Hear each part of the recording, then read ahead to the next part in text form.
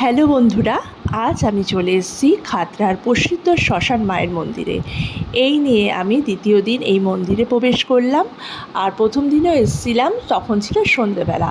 সন্ধেবেলাতেও বেশ ভালো লাগছিল, চারিদিকে আলোর ঝলকানিতে ভরে গিয়েছিল। আর দিনের বেলাতে বেশ আমি স্পষ্ট দেখলাম, কেননা রাত্রেবেলা আমি সব কিছু দেখতে পারিনি, তাই পুজো শেষে আমি একটু চারপাশটা ভিডিও করছিলাম। আর এখানে আরেকটা জিনিস যেটা আমার খুব ভালো লাগলো, সেটা হচ্ছে দশম মহাবিদ্যা, মানে মায়ের 10টি বিগ্রহের মন্দির কিন্তু আলাদা আলাদা আছে।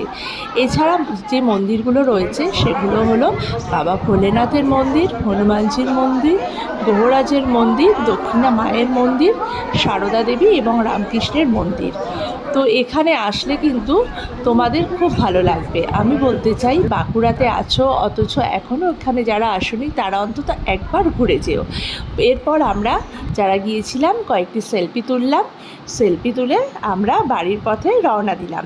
তাহলে আজকের ভিডিওটা এখানেই, দেখা হচ্ছে পরের ভিডিওতে। টাটা।